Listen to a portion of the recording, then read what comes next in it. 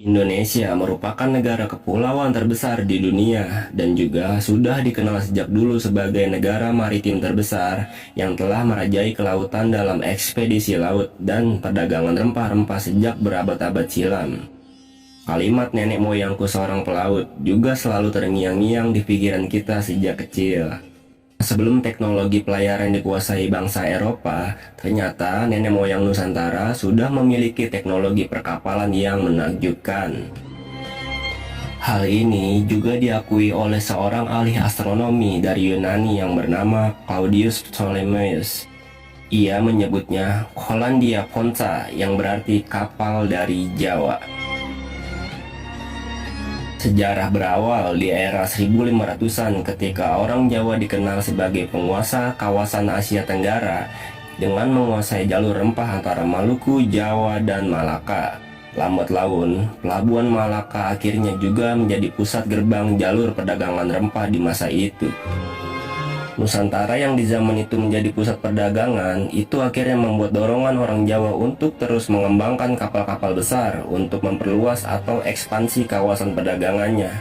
Pada abad ke-8, perkapalan Nusantara akhirnya mencapai di puncak kejayaannya ketika orang Jawa berhasil membuat kapal terbesar dalam sejarah dunia.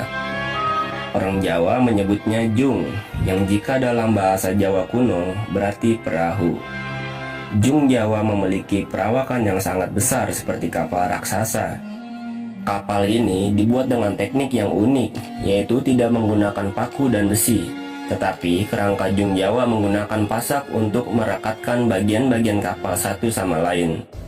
Kapal ini terdiri dari 4 tiang besar dan sisi dinding kapal yang besar dengan ketebalan 4 lapis kayu jati.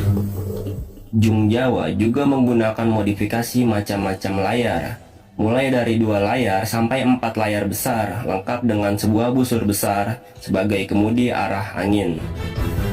Kapal raksasa Jung Jawa ini juga pernah tercatat dalam laporan sejarah di abad 16 yang ditulis oleh Gaspar Correia. Dalam catatan itu, ia menceritakan tentang adanya kapal raksasa dari Jawa yang tidak mempan ditembak meriam besar. Dari 4 lapisan papan kapal, hanya 2 yang tembus. Salah satu bukti kepiawaian orang Jawa dalam bidang perkapalan juga ditemukan pada relief Candi Borobudur yang menggambarkan perahu besar bercadik yang belakangan ini dikenal sebagai kapal Borobudur. Mereka membuat kapal jung yang cenderung lebih membulat daripada lancip seperti halnya jung.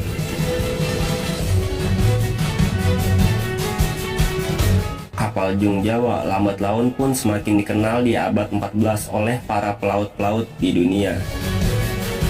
Kerajaan Majapahit secara besar-besaran menggunakan kapal tersebut sebagai kapal angkut militer. Jumlah terbesar jung perang Majapahit yaitu mencapai 400 kapal yang dikelompokkan menjadi 5 armada.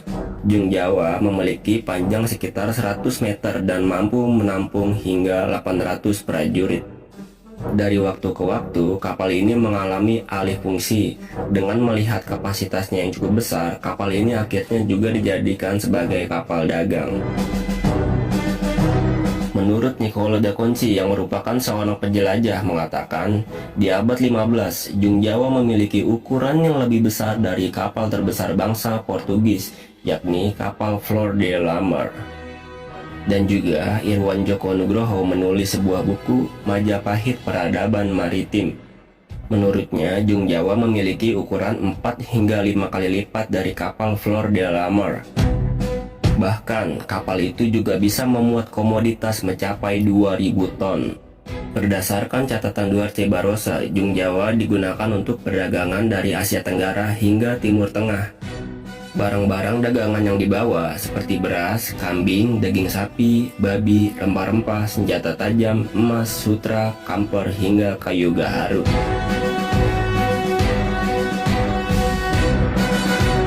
Kapal Jung Jawa yang sangat dikenal dunia pada masanya, sayangnya tidak banyak diketahui oleh masyarakat Indonesia sendiri saat ini.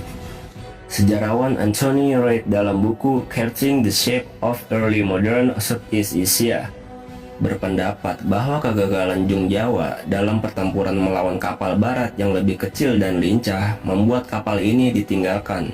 Kapal Jung terlalu beresiko ketika harus berhadapan dengan kapal Portugis. Sejak pertengahan abad ke-16, kata Anthony Reid, kekuatan maritim di Nusantara mulai menggunakan tipe kapal tempur gesit baru yang dapat dilengkapi dengan meriam yang lebih besar.